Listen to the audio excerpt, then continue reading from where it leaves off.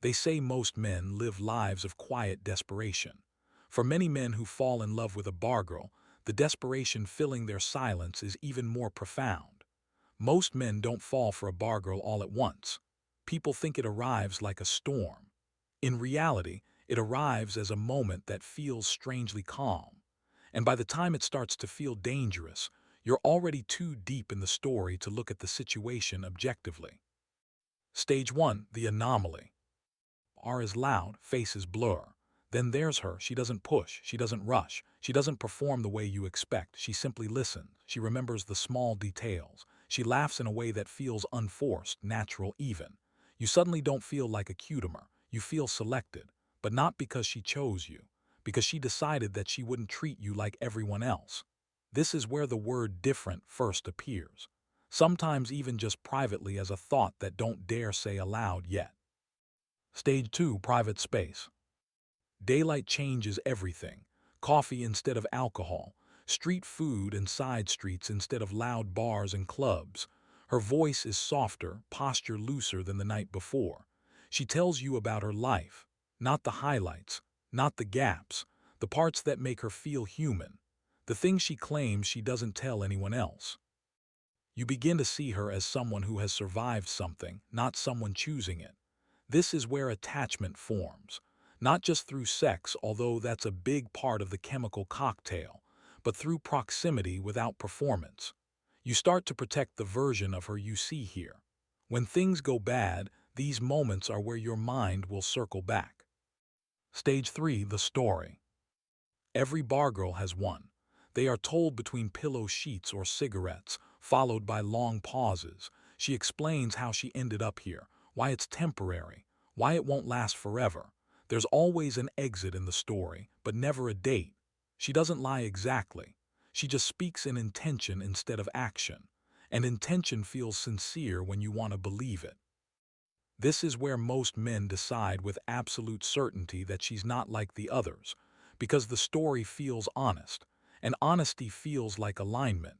Perhaps in that moment it is genuine. Unfortunately, it is almost never sustainable. Stage 4, protection mode. Routine sets in. You help without thinking about it. Food, rides, advice, small things that support the boring details that make life stable. Nothing dramatic, but the small acts start to add up. It doesn't even feel like you're saving her. You simply feel useful, and usefulness feels close to love. This shift happens quietly. Responsibility changes hands without any discussion. Congratulations, you have now become part of her stability. Stage 5, friction. Eventually something changes. Nights return. Messages take longer. Stories don't line up perfectly. Plans alter without explanation. You know something is different, but there's nothing you can point at as the reason. It's just a feeling nagging at the back of your mind. You tell yourself it's normal. You rationalize it as miscommunication, obsession, or even insecurity. Different schedules, different lives. They won't always line up. But here is where the confusion begins to dominate the relationship. For many men, confusion feels like something effort can fix. Stage 6, compartments. For nearly all bargirls, there are two dominant versions of her, the one with you, and the one you don't see. The version with you is sweet, playful, caring, and affectionate. The one you don't see could be completely the opposite. This doesn't mean she's cold or cruel. She's just separate. To a bargirl, this doesn't feel like dishonesty. It is simply a coping mechanism to survive the lifestyle she has chosen.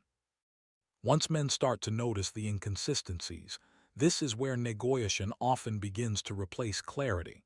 Men begin choosing what not to ask and what topics to avoid altogether. They begin tactfully deciding what not to notice, what issues not to press. Alternatively, other men start a full-pressure, detective mode campaign. This is where the arguments begin, where the disappearances become more frequent. Stage 7, distance. Sometimes it's physical, sometimes it's emotional, sometimes it's both.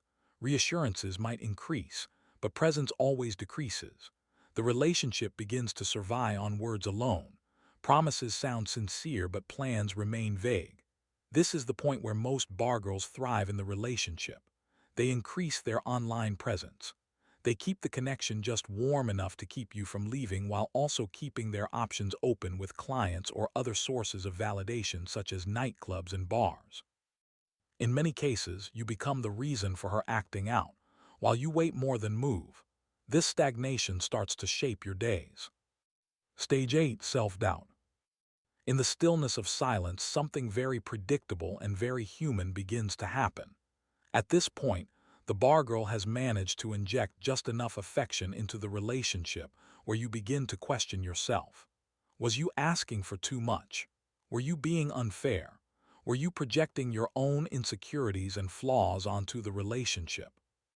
This point is the most dangerous as you start to explain her behavior for her. Quietly, you lower your expectations. At this point, once you doubt your own perception, the pattern is already complete. You have been hoodwinked, and the most likely path out will be experiencing enough to pain to advance to the next phase of the relationship. Stage 9. The realization. Often in these kinds of relationships, nothing explodes. There have been an uncountable amount of small explosions in the relationship already. Paradoxically, many times there is no dramatic betrayal. There's just a moment where the truth clicks into place like a riddle long ruminated. You realize that you've been trying to move forward with someone who never left where she started. For so many men, this realization isn't accompanied by anger, but grief. Not for her exactly, but for the version of the story you carried alone. It is the death of a beautiful dream, and that always hurts. Closing. Most men don't actually regret loving a bargirl, especially if there weren't any long-term effects on their life like financial burden or children. But almost all men regret how long it took to understand the kind of relationship they were in. Some stories don't end badly. They simply stop moving. Both parties grow restless, then one or both move on. Unfortunately for so many men, seeing things with clarity is often the best ending they'll ever get.